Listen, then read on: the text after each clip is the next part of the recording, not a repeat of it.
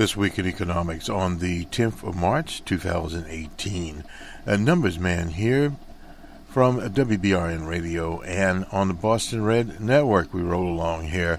A little note, we give our information here from many different sources, including the Reuters service, the BBC, their business section there, the Bloomberg people, studies from many locations. We have today the Brookings. We rely upon them, and we rely upon even the Heritage. We rely upon many different factors here, and we, of course, have our own independent model that we model this economy. We'll start with the Bureau of Labor Statistics. This information was released on the 9th of March 2018, and let's get right into it. Incidentally, we record this using an open source a program called Audacity, and on these same channels, WBRN Radio, we have the open source report. That'll be coming up later this week. And our political part of our operation is just simply called Bostonred. We have now in the can the week that was, and we have also Friday Java. We did a special report on the Texas primary, and coming up on a Sunday special programming called the Post Office 2018, where we talk about the American Postal Service and various things affecting the Postal Service. But now let's get to the employment situation, February data from 2008. If you noticed the various reports, whether it be from Reuters and BBC, they summarize this. We give you the household survey to establish a survey period. Non-farm employment increased by 313,000 jobs in February. The unemployment rate was unchanged at 4.1. Last week we talked about this economy, the so-called hot economy, as opposed to a cold economy, from the work of Dr. Arthur Occam, what is called a high pressure and a low pressure, to be precise here. The example would have been the Obama economy. We had the low pressure economy. This economy, the attempts to run at a high pressure economy. In the just to recap a little bit of that, in the 70s, and there was reasons, obviously historic reasons for that. The 70s was roughly a little less than around 1975, and 20 years out of the Great War, World War II, and the type of, I wouldn't call it stimulus, but the war economy where everyone was working, you had full employment. And then, of course, at the end of the war, you then had the defense type industries shutting down and reverting to their normal manufacturing. Example would have been a GM, Chrysler, etc. They were making tanks and various types of military hardware. Military transportation, Jeep was the one at the time. Humvee was not there. But anyway, they were making these weapons, aircraft, assembly plants, where all over the nation, of course, they were under control of the military. And that economy had moved on. That was basically what we saw during the 40s, the start of war, 1942, that the massive conversion of the American economy, a lot of it agrarian, a rural economy, into a manufacturing economy very quickly. So thus you got a manufacturing economy, state-of-the-art. Coal miners were mining as much coal as they could possibly mine. And then we started to have transition periods, recession in 1948, and in the 50s under President Eisenhower, known as I Like Ike. And of course they had a minor recession in New England in the 60s under John F. Kennedy. And of course John F. Kennedy had a tax cut. And the reason was the rates were very high from World War II. So you have to look at that part of the history and what happened under the LBJ years, a great society, still massive parts of poverty in Appalachia and across the country. The urban area needed revising, etc. There were a lot of problems, and the nation was coming out of an apartheid era, an era of official segregation. So because of that, you did not have all the citizens of the country in the employment cycle, and were forbidden in many places from working in many jobs. So as that changed in the 60s, because of the Civil Rights Act, the Fair Housing Act, etc., there was some expansion in the 60s. Roughly in 1965 on, IBM and company were started engaging in much more progressive employment activities, and into the 70s, some recessions in the 70s. But this is when Arthur Oakham was talking about the high-pressure economies. They ran those economies so they could get higher inflation, 3.5, 3.5, 4% was normal. Of course, we eventually got the rate up to about 18%, and people were rolling CDs over. That all ended under under Dr. Paul Volcker.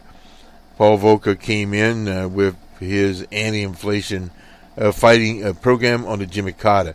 That would have been 1976, 77, that era. And inflation started to come down. Paul Volcker continued.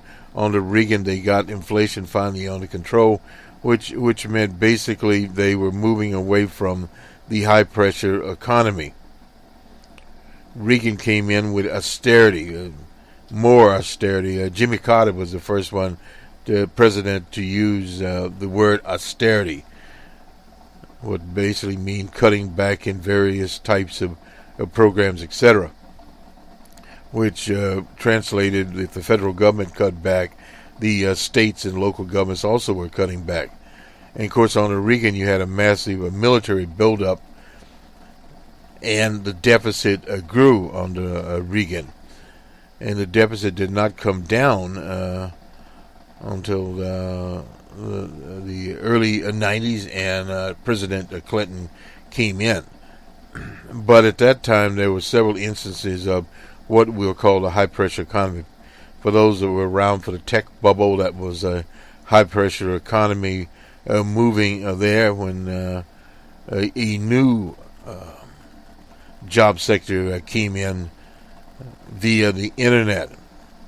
And then, of course, we had the housing gains when everyone was buying, selling, and then a housing bubble came in, one of the characteristics. But if we go further than that, under G.W. Bush, we had 9/11, which stimulated some economic activity, in that the Homeland Security Agency, the largest federal government agency, came into being, hundreds of thousands of workers there, and contracts related to the military activity. So that grew. And, of course, then we had a depression on the G.W. Bush. So this brings us up to where we are today. And with our 4.1, among major groups, the unemployment rate for African Americans declined to 6.9 in February, while the jobless rates for adult men at 3.7%, adult women at 3.8%, teenagers at 14.4%.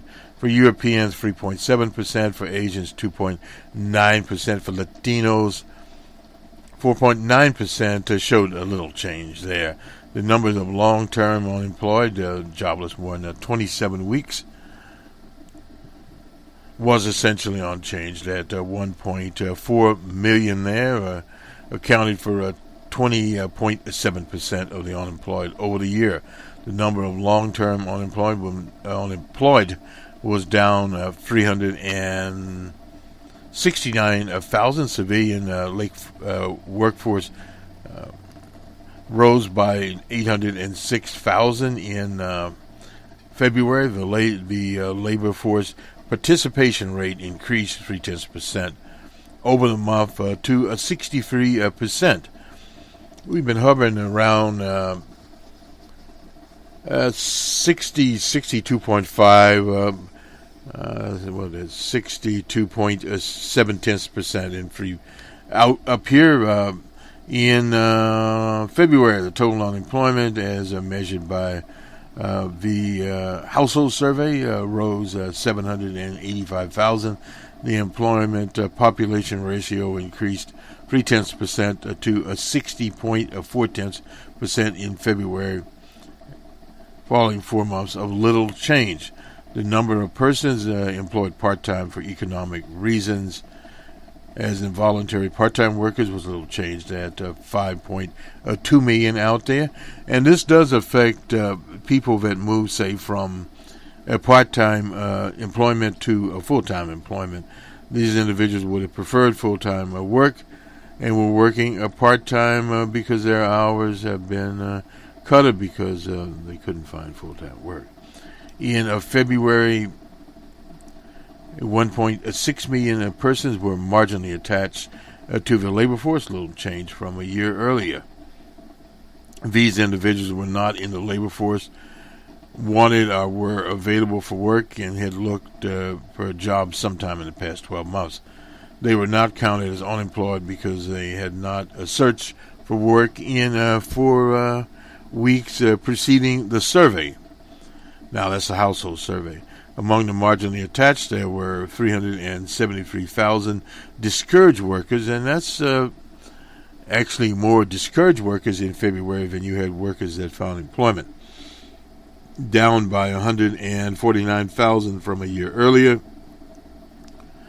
The data is not seasonally adjusted. The remainder, 1.2 million persons marginally attached to the labor force, had not searched for work. So there's still quite a bit of space out there. Now to the establishment survey, total non-farm payroll rose 313,000 in February. Gains occurred in construction, retail, trade, professional, and business services, manufacturing, financial activity, and mining. February's construction unseasonably warm in parts of the country. 61,000 with gains in Pacific trade contractors. 38,000 there. Construction of buildings, 16,000. Construction has added 185,000 jobs over the past 4 months. Usually you don't have this in the winter months. Retail trade employment increased by 50,000 over the month. Within the industry, employment in general merchandising stores, 18,000 there. Clothing and clothing accessory stores, 15,000 more over the past 4 months, while traditionally seeing the bulk of holiday shopping and layoffs. Employment in these industries has changed little on net. Elsewhere in retail trade, building materials, garden supplies, stores added jobs over the month, 10,000. Getting ready for spring, depending on where you are in the States. Manufacturing added 31,000 jobs in February within the industry. Employment rose for transportation equipment, 8,000 there. Fabricated metal producers, 6,000. Machinery, 6,000. Primary metals, 4,000. Over the past year, manufacturing has added 224,000 jobs. Financial services is a little surprise here, 28,000 jobs, almost on par with manufacturing. Over the month, with gains in credit in the interdiction and related activities, 8,000. Insurance carriers and related services, 8,000 there. Security, commodities, contracts, and investments, 5,000. Over the year, financial services has added 143,000 jobs. Employment in mines rose by 9,000 in February, with most of the increase in support activity for mining, 7,000 there. Since the recent lows in October 2016, mining has added 69,000 jobs. Employment healthcare services continues to trend up. 19,000 were added in February with gains of 9,000 in medical centers. Healthcare added 290,000 jobs the past year, even with the uncertainty around the Affordable Care Act or Obamacare. Employment in other major industries, including wholesale trade, transportation, warehousing, information, leisure, hospitality, and government, showed little change. The average work week for workers on private payrolls increased 1/10 hour to 34.5 in February. In manufacturing, the work week increased 2/10 an hour to 41 hours. Overall, it edged up 1/10 to 3.6 hours. The average work week for production workers 2/10 to 33.8. You see a little cutback here. In February, the average hourly earning for all workers on what they still use the private non-farm payroll was 4 cents to $26.75, following a 7-cent gain in January. Over the year, the hourly earnings have increased 68 cents, or 2.6%. Average hourly earnings increased by 6 cents, up to $22.40 in February. The change in total payroll employment for December was revised up 160,000 to 75,000, nice round number. And changes for January was revised to 249,000 from 200,000. These revisions gains in December and January combined at 54,000 jobs. That's always months that things are sort of in flux. They always have been. Estimates from the recalculation of seasonal factors after revision, jobs gained an average of 242,000 over the past 3 months. That's effectively where you have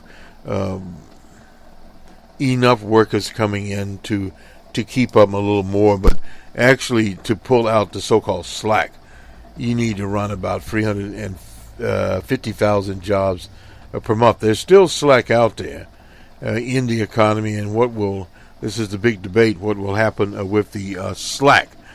So now let me jump back a bit here and go to Reuters.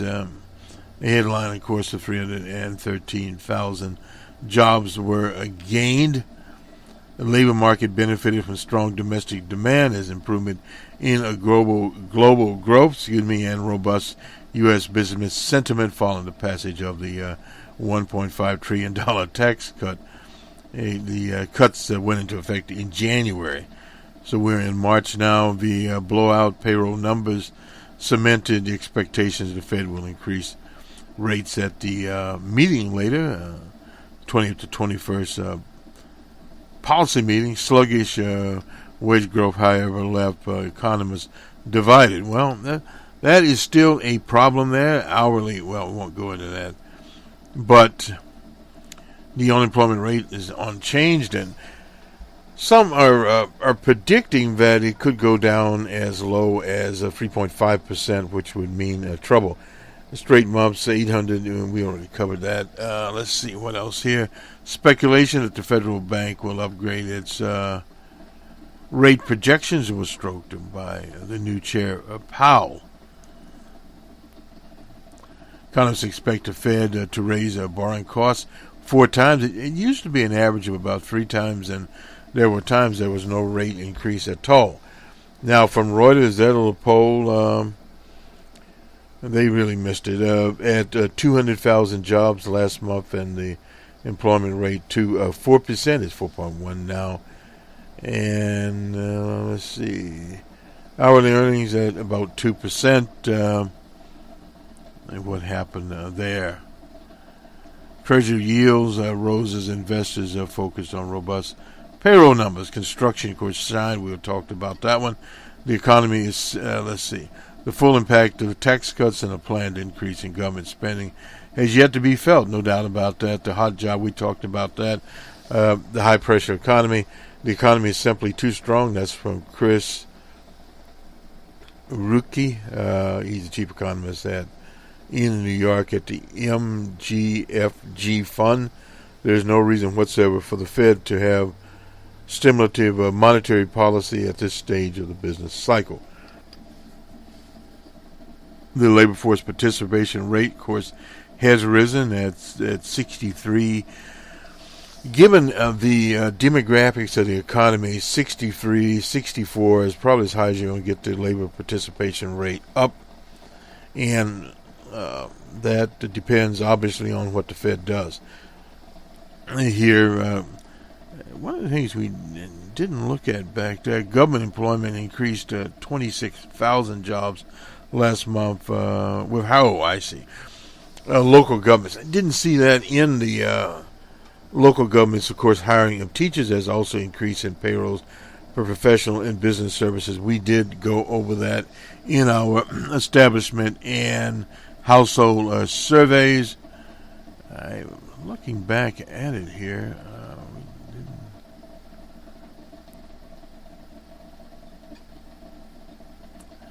Looking to see where the local governments came in, and I don't see it here. It's probably in a different report. This is the establishment survey. I don't see a mention here at all of state and local governments. No. Anyway, that's the establishment survey, and the household survey. No. And let me just do one thing here. We talked about this in the past, but we just want to make certain that we're all on the same page with the two different surveys out here.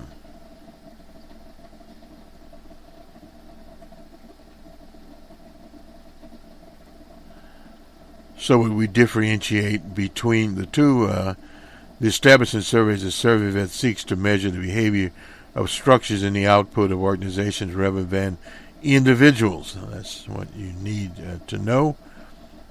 Is a little different situation here, and how the data is used is very, very important.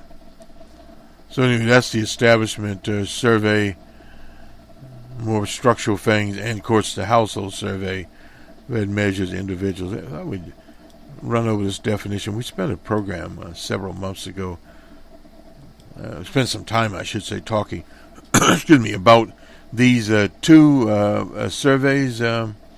Here, one of few.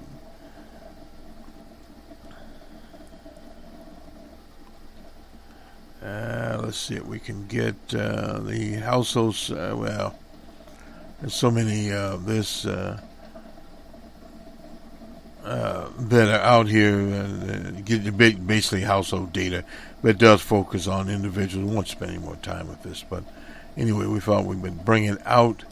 And I'm thinking the government part of it, local governments, we didn't see it here. The next scheduled release is on April the 6th, when the next one will come out here. We don't see local governments. We just won't. We'll fly away here. Anyway, nonetheless, we didn't find government here. We did find healthcare and leisure. I don't know. Maybe it's just an oversight. Let's briefly touch on the tariffs here, the steel tariffs. 25 and 10 on steel. Reuters has a guy named Lang here, third generation steel worker in Pennsylvania, in the area that DJ Trump won by 24 points, and what's happening with him, and where he's been working about 40 years in this. He's one of 780 workers at a plant there. Is a subsidiary of a Russian company. And what they do is rolls into steel into sheets for customers like a Caterpillar, Deere, Harley Davidson, Home Depot, etc. And it's impossible to acquire that kind of product from U.S. steel makers. Bob Miller, is the chief executive officer, said if the company's customers refuse to accept a 25% hike as a result of the tariff, nearly 1,200 workers could eventually lose their jobs. The U.S. steel industry employs, and this is something to look at, 147,000 in 2015. That was according to the Department of Commerce. Manufacturing needs steel employs about 6.5 million people there. So this is some of what is going on here. And the same company was going to invest $600 million in plants in Pennsylvania and Indiana. That is also in a limbo. Again, back to Miller, such as Miller say this is all of an irony by ostensibly protecting U.S. steel jobs with sweeping tariffs. Trump will also kill some. And a lot of that is what's happened in the steel industry over the last several years, that a lot of plants have, in fact, closed out. So that is one of the big items there. Steel has moved. We had some other figures here, but basically steel has moved from the large types of plants to smaller frame plants, like the one at this place called Farrell. There, substantial number of people in the steel industry could lose their jobs as a result. That is from Charles Branford of Branford Research Analyst there. So these are some of the customers, some beer dealers on and how it is made. In the 70s, that was the increasing global competition. Steel mills started to experience different situations, and the layoffs, redundancies of steel workers was not caused by cheap so-called foreign steel, but by innovation, period. That is the big situation there. And what happened in the 90s to steel, a lot of people reflect upon that. So those are some of the things that are happening in the steel industry, a relatively small part of the economic pie. Let's see. We want to get to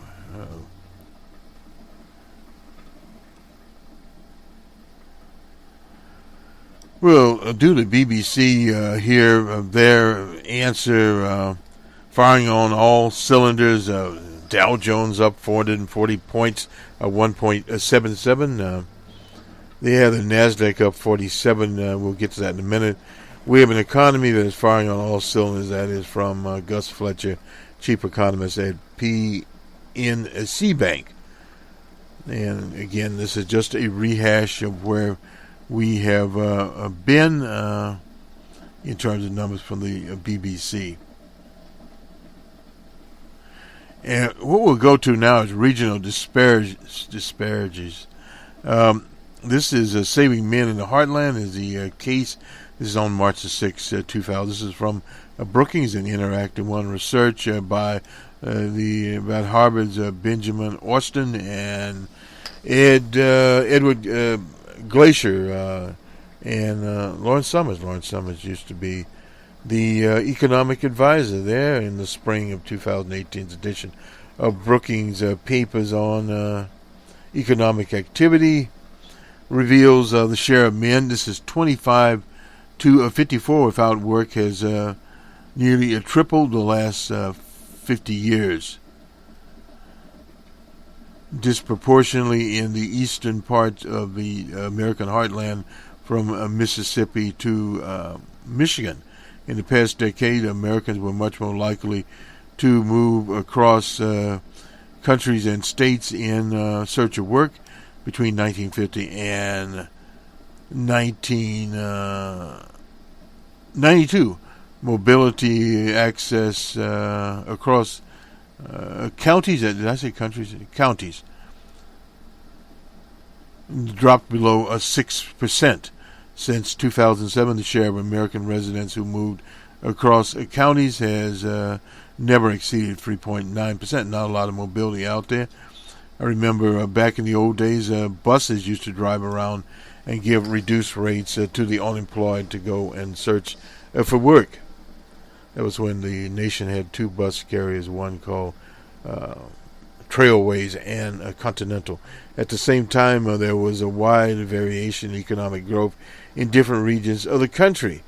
While coastal states have seen their economies grow by 303% over the past 40 years, the Western Heartland has seen growth of 461%.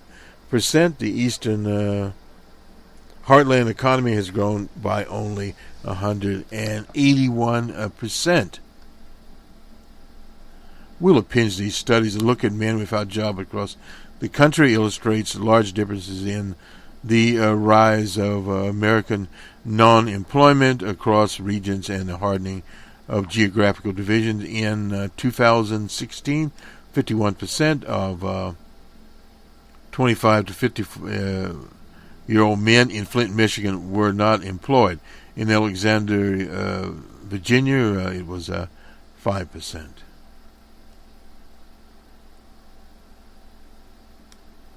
A decline in manufacturing jobs also hardened the geographic divide, with parts of the country that historically produced durable goods like cars, household appliances, as the Eastern Heartland, seen the biggest rise in non-employment there.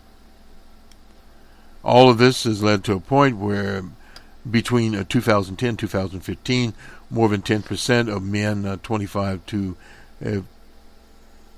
54 have not worked in the past year. 15% of men live on their own and have an average income of $12,420, with approximately 80% of their income coming from government support.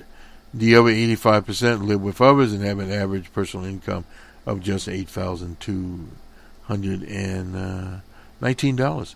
Men without work report spending a little less than an hour a day caring for others, about the same as employed men, but over 5 hours a day playing computer games or watching TV. Very interesting. Employed men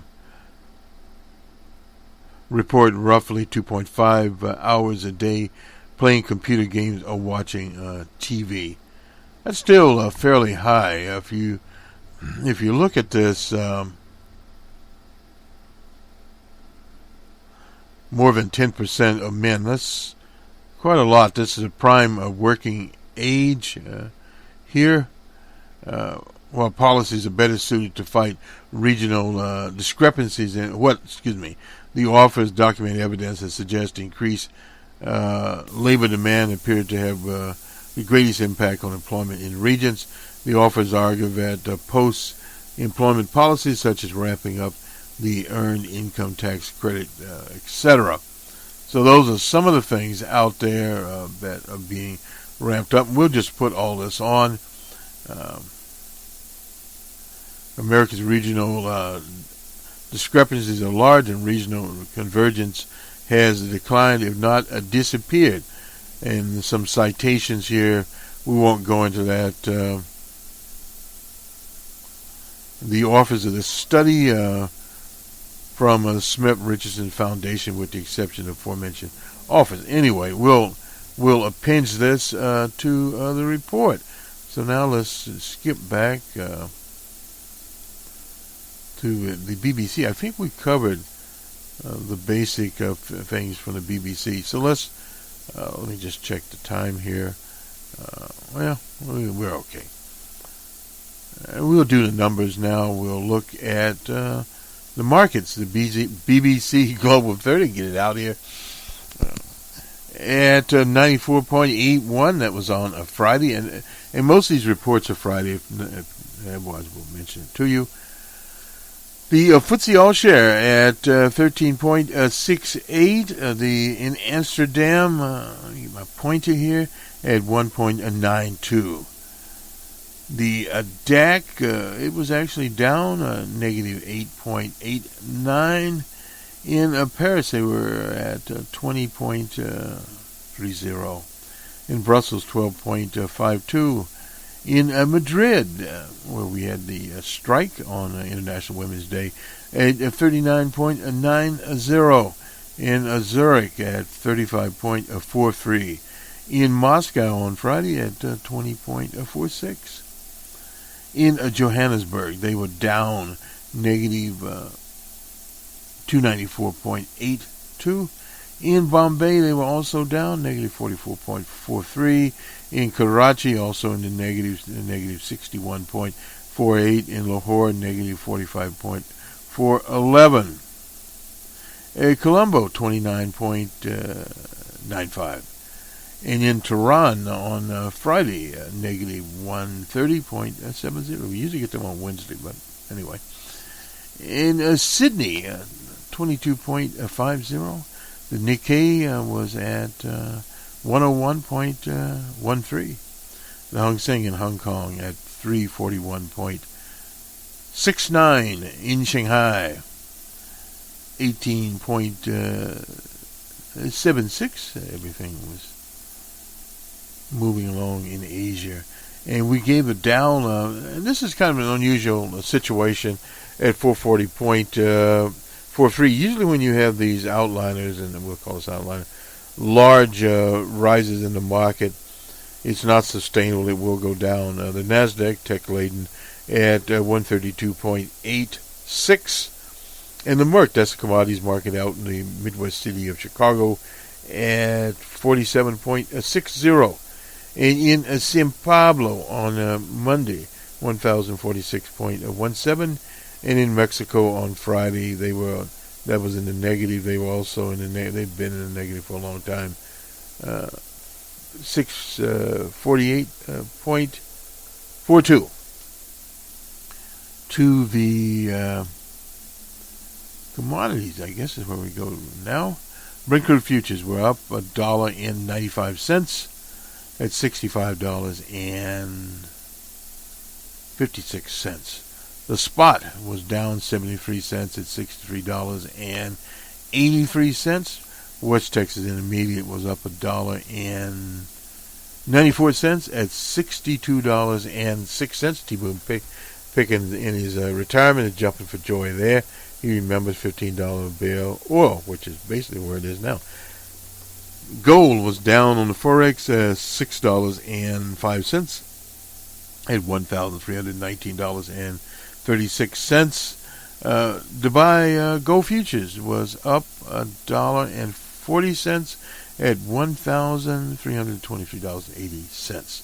Silver was up 1 penny, only 3 pennies behind what workers got as an increase in their wages. Anyway, $16.49 there. And let's go to Unex Live Futures. Cocoa was down.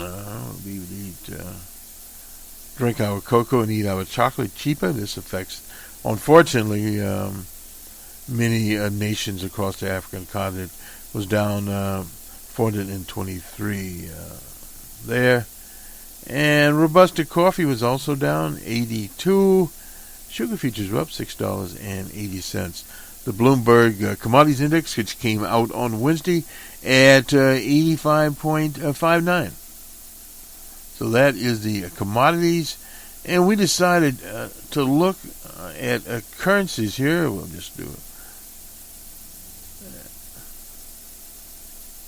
$1 will buy 0.81256 euro. And $1 will also buy 106 yen, and Australian dollars 1.27 anyway there. So you can see where this is going.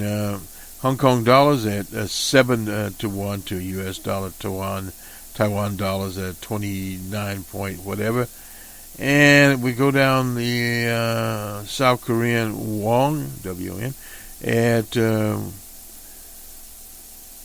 1065. The peso in the Philippines at 51, basically. The dong, that is the Vietnamese currency at, let's see, 22763. The Chinese yuan at 6, basically to $1. And the rupee from India at 65 to $1 there. And let's see who else. The Pakistani rupee at 110. We won't get into the point here. And in Europe and Africa, the Norwegian krone at 7 to $1, basically speaking here. The Iranian rial at 37500 to $1 there. And the Russian ruble at, let's see, what is it, 56 here, point, whatever, 6613 to $1 there. And the Canadians are at 128 per dollar. The peso in Mexico at 18 per dollar. The rian from Brazil at 3. And the Argentina peso at 20. The Bolivian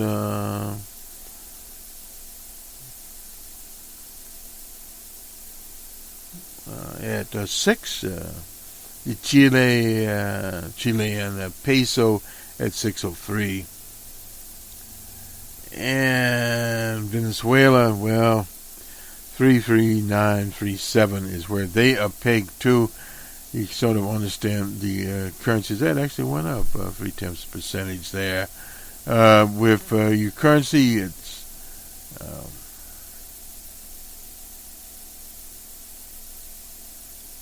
so we look at the EU here. We're flipping around. That would be the pound sterling to the dollar. 1 pound buys $1.235. And so forth and so on, where the pound is standing.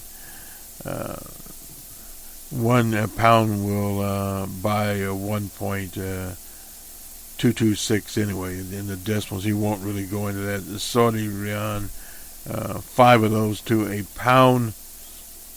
The Swiss franc, a 1.31 there.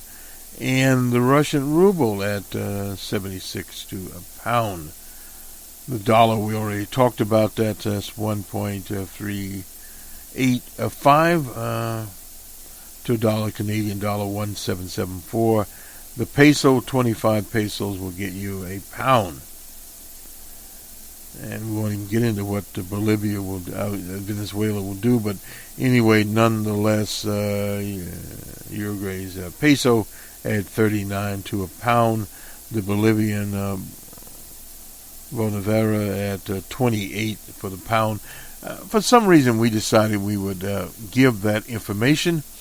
And this is basically where we are at 4.1%. The unemployment rate is at a historic low, according to American standards. Is it full employment? No. Well, we don't use the term full employment anymore. And will the rate drop to 3.5? It's doubtful. If it does, it would spark inflation like we've never seen before. In those terms, and of course, the bank at the same time would be raising interest rates at, we assume, 0.25 basis points 4 times, usually 3 times, sometimes in past years, in one rate increase. But those increases will come up because you'll be basically dealing with inflation at 2.5. That's basically what you're dealing with now. They say on the 2%. It's over 2% actually. And not that compensation and wages are going up that much. They are not. But at the same time, the cost of many products will go up. The cost even of a beer can from Molson Coors will go up. So you're seeing increases in some of the basic kind of food, especially particularly foodstuffs, what they don't measure, but we'll give you those numbers there. The Chinese do a better job of it in their reporting as to what food stuff actually cost. But we get some of it from various U.S. agencies.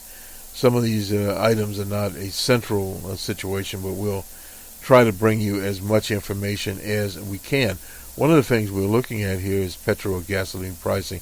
Hasn't moved very much in the last few months, although Brent crude futures, now that's the future, have went up. It's in the 60s.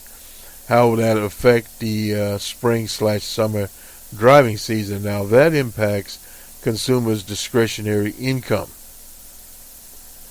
In February, the tax tables were changed, and workers now should have the new tax tables as to what they get in their checks.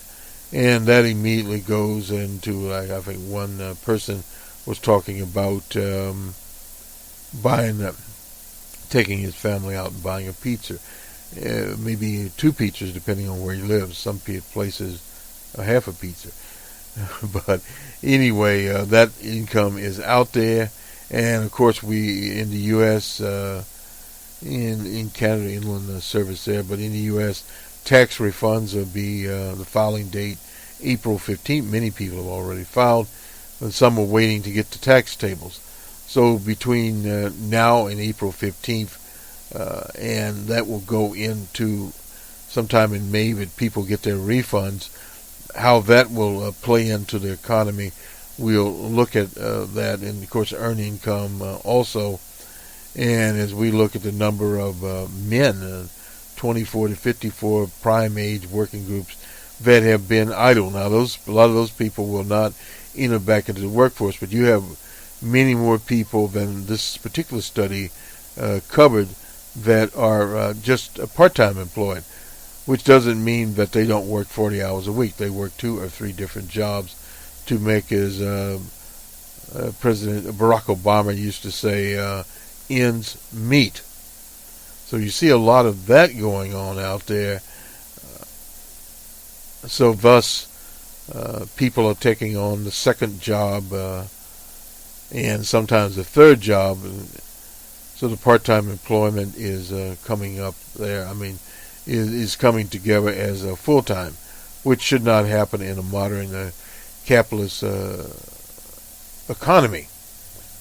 But we are seeing some of the plants that, because of various international trading situations, are cutting back the number of workers that they have. And also, what plays into this is robotics.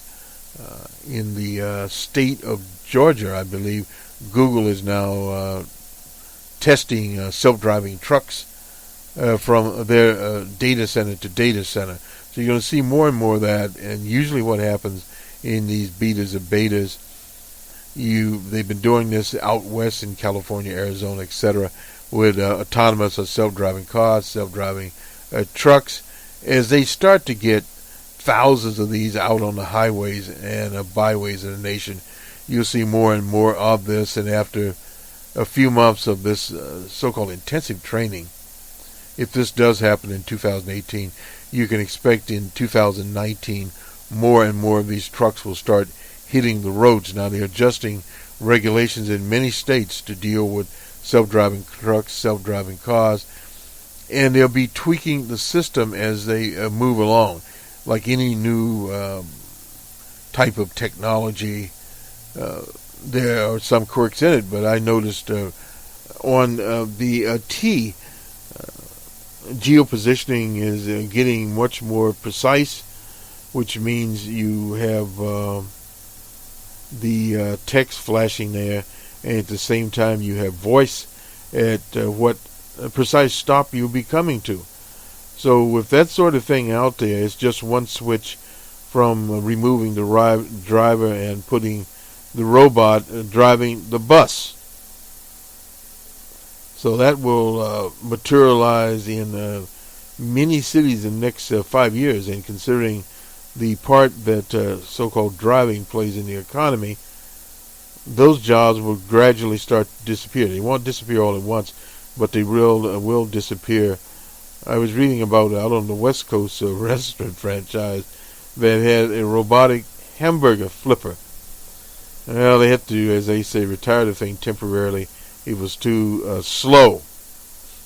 I don't know about the cooking there with the flipper, but it can flip the burgers, and I'm not sure if, I'm assuming the humans have to put the burgers in the bun and then customize the bun. But those are some of the things coming along. And in fast foods, they have been sort of like steel mills. There's a lot of mechanization in those places. Now, you know, the pizza dough, etc., go into all that. But the point is that more and more of these places, there'll be less people. And it's sort of like in the food markets. A friend and I were discussing that last night, that these delivery items, you can call ahead, text ahead, or whatever on mobile, and get your order in, and within a matter of an hour or whatever, depending on where you are, it will come to your door. In other words, you will not have to go to the market. You used to go to the market, when I lived in Philadelphia, go to the market and look at the vegetables and the fruit and see, what it was. But here, I suppose you could go there and you, depending on the quality, you would get it. But there are other items there. And of course, this particular individual was ordering a lot of what's called deli takeout. So a little bit different situation there. And they have everything from strawberries, blueberries, already in the containers, and you can order all that stuff. So in other words, you will save time by not going to the store. Additional workers at the store that were checking you out will be running around in baskets picking up items, unless it's probably a whole food and it'll be automated.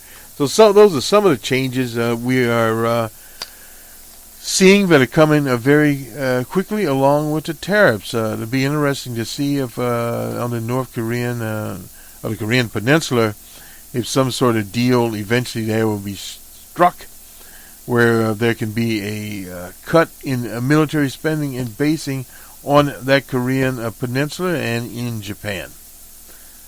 Have a good week, everyone, and those in business make it a productive week. The market evidently did make it productive. How long they can maintain that with the psychology of the market will be a very interesting question. Dr. Greenspan was one economist when he was head of the Fed that paid a lot of attention to the market.